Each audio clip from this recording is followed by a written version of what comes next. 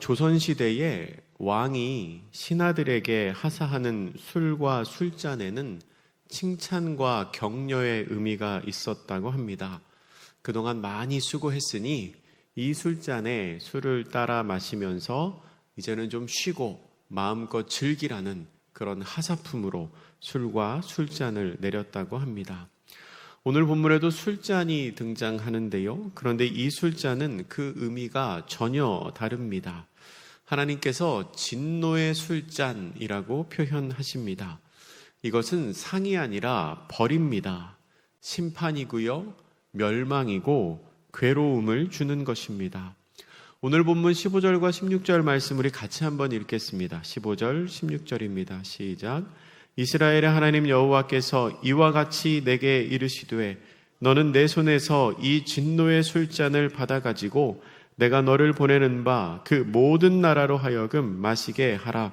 그들이 마시고 비틀거리며 미친 듯이 행동하리니 이는 내가 그들 중에 칼을 보냈기 때문이니라 하시기로. 아멘. 하나님께서는 예레미야 선지자에게 진노의 술잔을 받아가지고 가서 모든 나라로 마시게 하라고 말씀하십니다. 그 진노의 술잔을 마시면 비틀거리고 미친 듯이 행동하게 됩니다. 왜냐하면 그 안에 칼이 있기 때문입니다. 칼은 전쟁을 상징합니다. 그리고 진노의 잔은 재난을 상징합니다. 풀어서 말하면 전쟁으로 인한 재난이 모든 나라에 미치게 된다는 겁니다. 전쟁으로 인한 재난이 각 나라에 미치게 되니 사람들이 크게 당황하고 자포자기하고 멸망으로 치닫게 된다는 겁니다. 그러한 재난을 겪는 사람들의 모습을 오늘 본문은 술 취한 사람들의 모습에 빗대어서 설명을 하고 있는 것입니다. 17절과 18절에 보면 그 잔은 모든 나라가 마시게 될 것입니다. 그런데 먼저 유대인들에게 임한다고 말씀을 하십니다. 17절과 18절도 같이 읽어보겠습니다. 시작.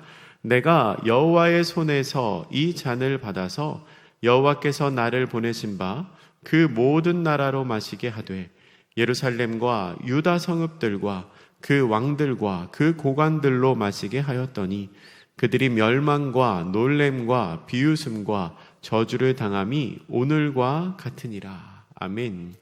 하나님께서는 이스라엘 민족을 제사장 나라로 만드시려는 계획이 있으셨습니다. 애굽에서 노예 생활을 할 때 그들을 이끌어내시면서 시내산에서 하셨던 약속이 내가 너희를 제사장 나라로 만들겠다. 나와 이방 나라를 연결시키는 하나님의 백성으로 만들겠다라고 말씀하셨지요. 그렇게 하나님께서는 믿는 사람들을 통하여 모든 민족에게 하나님의 복을 흘려보내는 복의 통로로 삼으시고자 하는 계획이 있으셨습니다. 또한 세상의 어둠을 막고 썩는 것을 막는 소금과 빛의 역할을 감당하기를 원하셨습니다.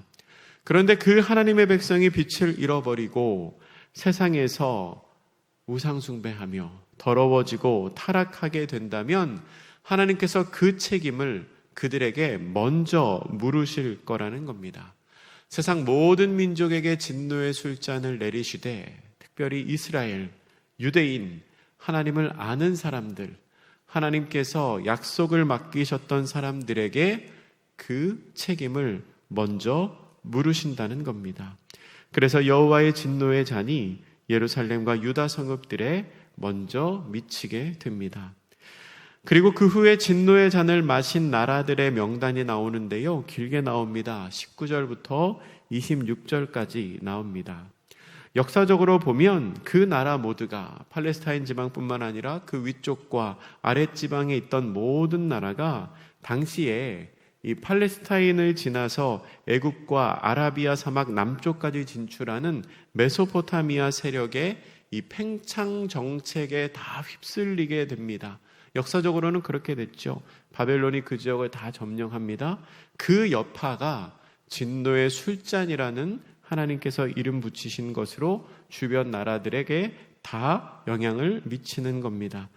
어떤 나라들이 있을까요? 19절에는 유다 남쪽에 있는 이집트, 애굽이 나옵니다. 그리고 20절에는 유다 서쪽에 있는 블레셋, 21절에는 유다 동쪽에 있는 에돔과 모압과 암몬 자손에 그 영향을 미칩니다. 22절에서는 유다 북쪽의 바닷가에 있는 두로와 시론, 그리고 24절에서는 북쪽 사막에 있는 아라비아, 25절에서는 더 멀리 더 위쪽에 있는 메소포타미아의 엘람과 메대를 언급하고 있습니다. 그러니까 그 지역에 있는 모든 나라들을 다 지칭하신 것입니다. 그 모든 나라들이 다 진노의 술잔, 하나님의 심판을 받게 될 거라는 겁니다. 그리고 26절의 마지막에 보면 마지막은 세사계까지 이른다라고 말씀하십니다. 세삭 왕은 그 후에 마시게 될 거라는 겁니다. 이 세삭이라는 말은 바벨론을 가리키는 말입니다. 그러니까 바벨론은 다른 곳보다 나중에 심판이 임하게 된다는 겁니다. 이 말씀을 잘 살펴보면 이 말씀이 선포될 때까지는 아직은 그 세삭 바벨론은 군사적으로 건재했다는 말로 보입니다. 왜 바벨론은 심판을 나중에 받는가? 정확한 이유가 오늘 본문에 나오지는 않지만 추측해 보건대 하나님께서 이 바벨론을 세삭을 군사적으로 다른 나라를 심판하는 정복하는 도구로 삼으셨기 때문이지 않은가 싶습니다. 그러니까 바벨론이 심판의 도구, 심판의 몽둥이로 사용된 것이지요. 하지만 심판의 도구로 사용되었다는 것이 그들이 감당해야 하는 그 벌을 면제해 주지는 못합니다. 바벨론도 결국 진노의 술잔을 마시게 됩니다. 지금은 다른 나라를 치는 도구로 사용되었기 때문에 아직은 건재하지만 그러나 하나님의 심판을 피해 갈 수는 없습니다. 하나님께서 내리시는 이 진노의 술잔은 반드시 마셔야 하는 멸망의 잔입니다. 27절과 28절은 이렇게 기록합니다. 우리 두 절 말씀 같이 읽어보겠습니다. 27, 28절입니다. 시작. 너는 그들에게 이르기를 만군의 여호와 이스라엘의 하나님의 말씀에 너희는 내가 너희 가운데 보내는 칼 앞에서 마시며 취하여 토하고 엎드려져 다시는 일어나지 말아라 하셨느니라. 그들이 만일 내 손에서 잔을 받아 마시기를 거절하거든 너는 그들에게 이르기를 만군의 여호와께서 말씀하시기를 너희가 반드시 마셔야 하리라. 아멘. 거절하는 사람들이 있을 수도 있겠지요. 그들이 만일 내 손에서 잔을 받아 마시기를 거절하거든. 근데 거절하면 어떻게 됩니까? 그들에게 이르기를 너희가 반드시 마셔야 하리라. 하나님이 심판하시면 그 누구도 심판을 피할 수 없다는 겁니다. 하나님이 진노의 술잔을 보내시면 그 누구도 술잔을 거부할 수 없습니다. 마치 술을 지나치게 마셔서 취하다 못해 토하는 것처럼 그동안 쌓아 올린 모든 것들이 전쟁과 재앙으로 말미암아 한순간에 무너져 내릴 것입니다. 세상 그 어떤 나라와 세상 그 어떤 조건도 하나님의 심판을 피할 수 없습니다. 만군의 여호와께서 말씀하시기를 너희가 반드시 마셔야 하리라. 반드시 그 재앙을 당해야 합니다. 29절은 이렇게 기록합니다. 보라, 내가 내 이름으로 일컬음을 받는 성에서부터 재앙 내리기를 시작하였은즉 너희가 어찌 능히 형벌을 면할 수 있느냐? 면하지 못하리니 이는 내가 칼을 불러 세상 모든 주민을 칠 것임이라 하셨다 하라. 만군의 여호와의 말씀이니라. 너희가 어찌 능히 형벌을 면할 수 있느냐? 내가 칼을 불러 세상 모든 주민을 칠 것임이라. 전쟁으로 말미암은 재앙이 모든 나라에 임하게 될 것입니다. 말씀을 보면서 한 가지 의문이 듭니다. 그것은 이스라엘은 심판이 계속 예고되고 선포됐잖아요. 예레미야 선지자를 통하여. 그 이유가 뭐지요? 하나님의 말씀을 지키지 않아서, 율법을 지키지 않아서 심판받습니다. 이스라엘은 율법을 지키지 않았기 때문에 그러한 징계를 받는다고 해도, 근데 이방 나라는 왜 징계를 받는가? 이방 나라는 하나님을 모르고 하나님의 뜻을 모르기 때문에 하나님의 뜻을 거스를 일도 없었을 텐데 왜 하나님께서는 그들도 심판을 하시는가 하는 의문이 들 수 있습니다. 모든 나라는 자신의 욕심에 따라 살아가다 보면 악이 쌓이게 됩니다. 특별히 하나님의 말씀을 거슬러서가 아니라 자신의 욕심을 따라 살아가다가 자신들 안에 쌓이는 그 악을 통해서 하나님으로 말미암아 심판을 받게 된다는 겁니다. 여러분, 오늘 본문을 통해서 우리가 알 수 있는 사실이 있습니다. 그것은 죄의 대가는 반드시 치러져야 한다는 겁니다. 죄의 대가는 반드시 치러집니다. 죄의 대가를 그냥 벗어날 수 있는 사람은 없습니다. 공짜가 없습니다. 모든 존재는 자신의 죄와 자신의 악으로 인하여 하나님의 심판을 피할 수가 없습니다. 공의의 하나님께서는 피 흘림 없이는 죄 사함을 허락하지 않으시는 분이기 때문입니다. 너희가 반드시 마셔야 하리라. 한 나라도 한 사람도 예외가 없습니다. 그것이 하나님의 질서입니다. 그런데 그때는 그랬습니다. 그때는 그랬다면 지금은 다를까요? 네, 지금은 다릅니다. 왜냐하면 예수님께서 우리를 위해 십자가를 지심으로 이미 우리를 위한 대속의 피를 흘리셨기 때문입니다. 여러분, 만약에 아직도 우리가 스스로의 죄로 인하여 심판을 받아야 한다면 아무도 살아남을 사람이 없을 것입니다. 아마도 우리 모두는 유다와 각 나라들이 마셔야 했던 그 진노의 술잔을 마셔야 했을 것입니다. 그러나 우리를 향한 그 진노의 술잔을 이미 예수님께서 다 마시셨습니다. 우리를 대신하여 수치와 모욕과 피 흘림을 당하시고 자신의 생명을 내어주심으로 말미암아 우리의 생명을 살리셨습니다. 예수님께서 우리를 대신하여 심판을 당하심으로 모든 미움과 고난을 다 이미 가져가셨고 우리에게 구원의 은혜를 허락하여 주셨습니다. 말씀을 정리하겠습니다. 우리 하나님은 온 세계를 심판하시는 하나님이십니다. 세상 나라와 사람들은 자신들의 죄와 악함에 대한 대가를 치러야 합니다. 하나님께서는 진노의 술잔을 그들에게 내리셔서 괴로워하다가 멸망하게 하십니다.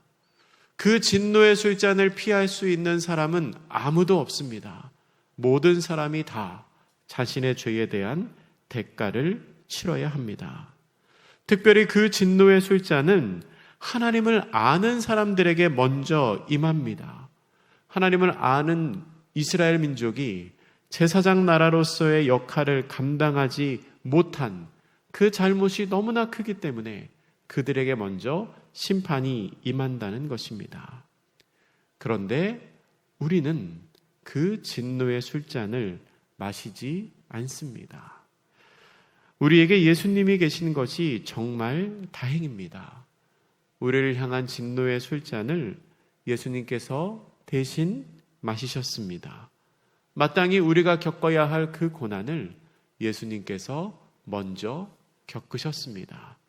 마땅히 우리가 피를 흘려야 하는데 예수님께서 우리를 대신하여 보혈의 피를 흘려주셨습니다. 그러나 여러분, 예수님이 우리를 대신하여 나의 진노의 술잔을 마시셨다고 해서 우리의 모든 죄가 다 없어진 게 아닙니다.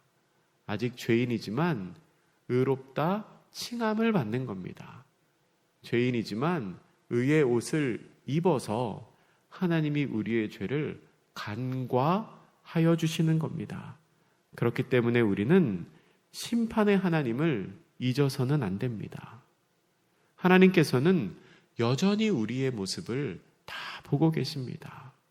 우리는 보혈의 피로 죄 씻음을 받은 사람답게, 죄가 있지만 용서를 받은 사람답게 겸손하게 하나님의 뜻을 쫓아 그 뜻에 순종하며 살아가야 합니다. 우리의 삶의 모습이 진노의 술잔을 받아야 하는 존재가 아니라 얼음 냉수와 같이 하나님의 마음을 시원하게 해드리는 충성된 종의 모습이 되기를 바랍니다. 오늘도 하나님께서 기뻐하시는 하나님의 기쁨이 되어 살아가는 복된 성도님들 되시기를 주님의 이름으로 축복합니다. 기도하겠습니다. 사랑의 하나님, 하나님께서 진노의 술잔을 모든 나라에게 내리셔서 죄와 악이 있는 모든 사람들을 심판하시는 것을 저희가 봅니다. 주님, 고백하건대 저희도 마땅히 그 진노의 술잔을 받아 마셔야 하는 사람들이었습니다. 하지만 하나님께서 예수 그리스도를 우리를 위해 보내주시어서 나를 위해 십자가에 달려 돌아가게 하시고 나를 대신하여 피를 흘리게 하심으로 우리의 죄를 용서하시고 이 죄인을 의인이라 불러주셨습니다. 하나님, 이제 우리가 그 죄를 용서받은 사람답게 살아가게 하여 주시옵소서. 모든 것을 감찰하시는 하나님을 늘 기억하며 그 하나님이 심판의 구주로 나를 바라보시는 것이 아니라 나의 아버지로 은혜의 하나님으로 바라보실 수 있도록 바르게, 정결하게, 겸손하게 살아가는 저희들의 삶이 되게 하여 주시옵소서. 감사드리며 예수님의 이름으로 기도드립니다. 아멘.